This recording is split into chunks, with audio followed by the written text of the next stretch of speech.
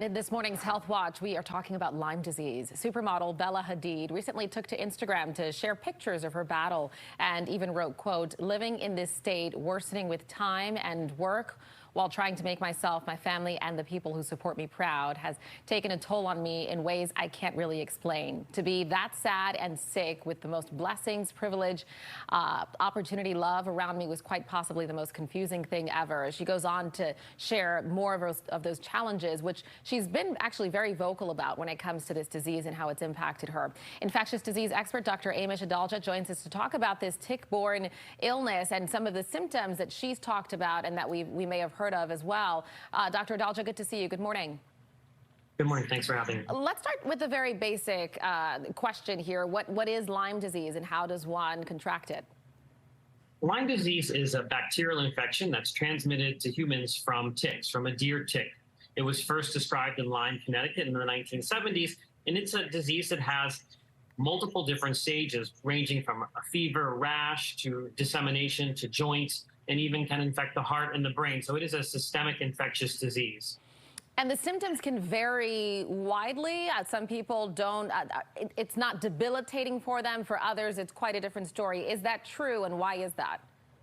So it depends upon what stage it's caught.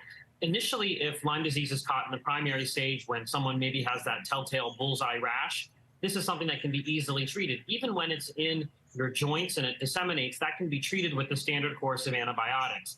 What's a bit controversial in my field is people who have been treated with antibiotics who don't quite get better, and they have this syndrome called kind of chronic Lyme disease, which is really not well defined and kind of reminiscent about long COVID, where there's not a lot of good science there, and there's not a lot of good data, and a lot of non-standard treatments are tried, some of which are very expensive and may not have any effect. So let's talk about that, alternative treatments, because Bella Hadid, and by the way, her mother also has Lyme disease, as does her brother, but Bella just completed this 100-day treatment. Are you familiar with either what that specific treatment is or what these other treatments are?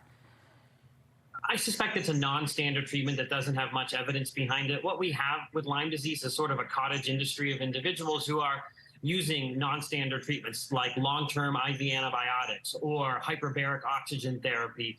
All of these types of alternative therapies that don't really have much data. So I don't want to get into the very specifics of her case because I'm not privy to them, but I think you have to be very careful in the Lyme disease world about people who are sort of preying on people who have kind of long COVID versions of Lyme disease and are looking for answers. And a lot of these cottage industry purveyors have these treatments which don't have much science behind them, and often you've got to pay out of pocket because insurance won't cover them because they're not evidence-based. So it's a very nebulous area.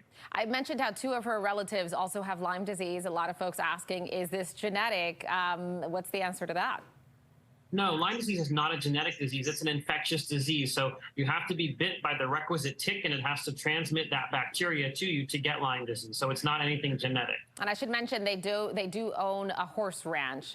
So perhaps that environment, the fact that they all grew up in that environment, makes them more likely, or it would make sense that more than one of them would have it?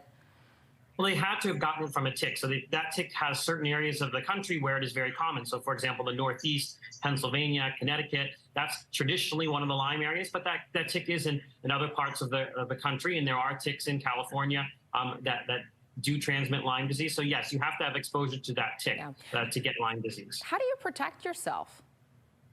There is no Lyme disease vaccine currently. There was one on the market. It was removed. There is one that's coming through late stages, so we should have that soon. The only other way to protect yourself is to be very cognizant when you're in Lyme-prone areas where there may be ticks, that you're wearing appropriate clothing, that you're using tick repellent, and that you're doing tick body inspections after you come in. And remember, the tick has to be attached for 48 to 72 hours to transmit Lyme disease. So if you catch the tick after 12 hours of attachment, it's not going to be able to transmit Lyme. Yeah, time is of the essence, making sure that you do that checkup after you go outdoors. Dr. Adalja, really helpful. Thank you so much for your insight. Appreciate it. Thanks for having me.